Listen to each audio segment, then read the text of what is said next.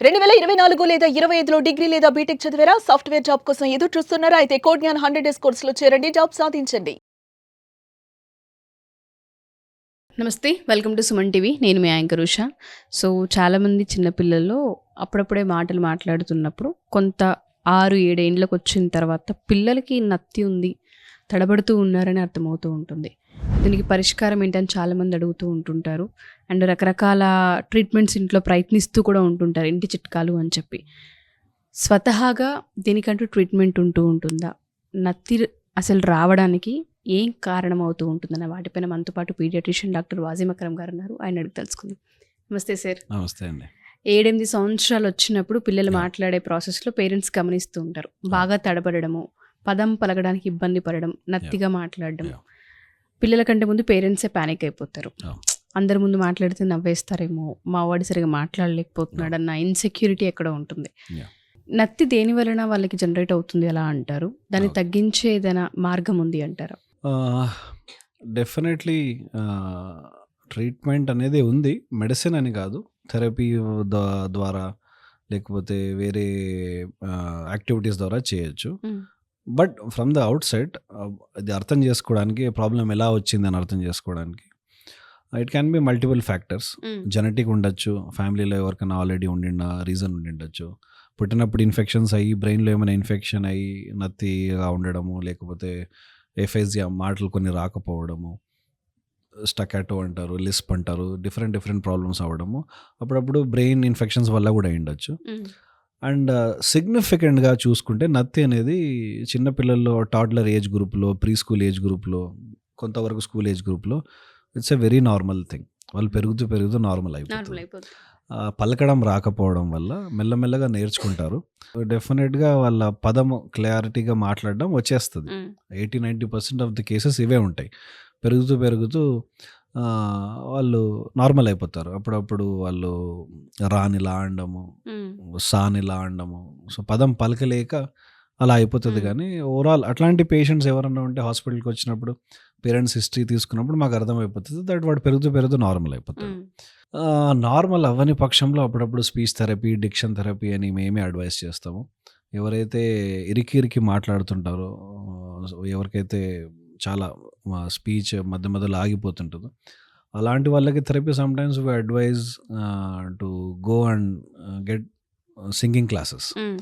So that inhibition లేకుండా మాట్లాడడం నేర్చుకుంటారు అని చెప్పి.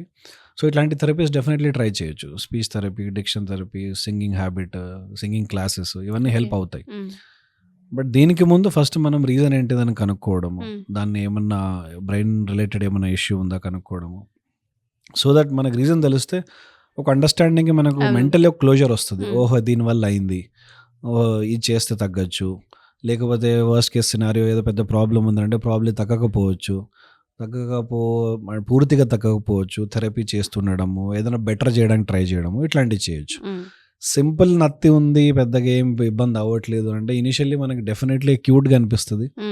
బట్ వాళ్ళు పేరెంట్స్ భయపడాల్సిన అవసరం లేదు. ఓవర్ అ పీరియడ్ డెఫినెట్లీ తగ్గిపోతుంది. He will start learning.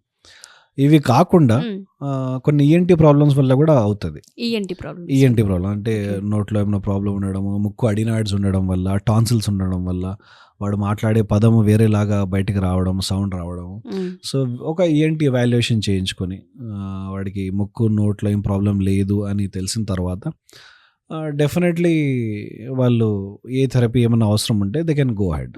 So ఇట్లాంటివన్నీ ప్రాబ్లమ్స్ రూల్ అవుట్ చేసిన తర్వాతే, ఏమి లేదు అని తెలిసిన తర్వాత, స్టిల్ 5-6 years దాటిన తర్వాత కూడా నత్తి ఉంది, ఇంకా అట్లే మాట్లాడుతున్నాడు అని అంటే థెరపీస్ డెఫినెట్లీ ట్రై చేయొచ్చు, వర్క్ అవుతాయి. బ్రెయిన్ ఇష్యూస్ అని ఇందాక మీరు చెప్పడం జరిగింది సార్. అంటే ఏ రకంగా ఇంపాక్ట్ చేస్తుంది అంటారు వాయిస్ అనేది? పూర్తిగా మాటలు రాకపోవచ్చు కూడా, depending on the infection and site of infection. బ్రెయిన్లో ఏ సైట్లో ఇన్ఫెక్షన్ అయింది, స్పీచ్ ఏరియాలో బ్రోకాస్ ఏరియా ఆఫ్ స్పీచ్ అని ఉంటుంది. మన సెరిబ్రంలో ఏదైనా స్పేసెస్ ఏమైనా మన ఏ ఫంక్షన్కి ఏ స్పేస్ అయితే ఉంటుందో అటువంటి ప్లేసెస్లో అప్పుడప్పుడు స్పీచ్కి సంబంధించిన స్పేస్లో ఏమన్నా ఇన్ఫెక్షన్ అయింటే, అది ఇంపేర్ అయిపోయింటే అక్కడ న్యూరాన్స్ ప్రాబబ్లీ మాటలు రాకపోవచ్చు ఫర్ లైఫ్. వాళ్ళు జస్ట్ వింత సౌండ్స్ చేయడము ఇట్లాంటివన్నీ డెఫినెట్లీ చేస్తారు. ఇదొకటి. ఇంకోటి మేజర్ చాలా మంది పేరెంట్స్ అర్థం ఏం చేసుకోరంటే 1-2 ఇయర్స్ వరకు చాలా మంది రియలైజ్ అవ్వరు అంటిల్ దే డోంట్ టాక్. వాళ్ళకి ఒక్క పదం కూడా రాకపోయేంత వరకు చాలా మంది రియలైజ్ అవ్వరు. That is deafness. ఎవరికైతే చెవుడు పుట్టుకతోనే ఉంటుందో వాళ్ళు చాలా మంది 1-2 ఇయర్స్ వరకు రియలైజ్ అవ్వలేరు. ఇంకా మాట్లాడతాడులే అనుకుంటారు. బట్ ఇక్కడ మెయిన్ రీజన్ అంటే వాడు మాట్లాడాలంటే ఫస్ట్ వినాలి. అవును. వాడు వింటే పదాలని రెసిప్రొకేట్ చేయగలడు. సో వినలేని వాడు ఎప్పుడూ మాట్లాడలేడు. సో ఎవరైతే పుట్టుకతో డెఫ్ ఉంటారో వాళ్ళు డంబ్ కూడా ఉంటారు. Dumb as in they can't talk. So ఇది కూడా చాలా మంది పేరెంట్స్ రియలైజ్ అవ్వరు. అందుకే ఈ మధ్య కాలంలో హాస్పిటల్స్లో ఎట్లయిందంటే పుట్టిన వెంటనే ఒక ఇయర్ చెకప్ కూడా ఉంటుంది. హియరింగ్ చెకప్ ఇయర్ నార్మల్గా ఉందా లేదా అని చెప్పి కూడా చూస్తారు. ఎందుకంటే ముందే డిటెక్ట్ చేసేసుకుంటే ముందు నుంచి ఆ ప్రాబ్లమ్ను సాల్వ్ చేసుకోవచ్చు.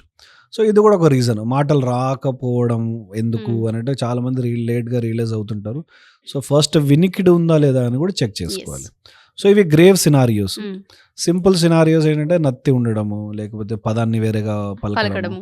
ఇది ఒక ఏజ్ తర్వాత డెఫినెట్లీ తగ్గిపోతుంది. పేరెంట్స్ భయపడాల్సిన అవసరం లేదు వాళ్ళు నిజంగా బాధ అనిపిస్తుంది, చాలా పెద్దగా అయ్యాక కూడా అట్లే మాట్లాడుతున్నా అంటే speech therapy definitely will help. And చివరిగా ఒక క్వశ్చన్, నత్తి వారసత్వం అంటారా? ఎస్, జెనెటికల్లీ డెఫినెట్లీ ఉంటుంది. ఓకే, డెఫినెట్గా sir. Thank you sir. Thank you so much.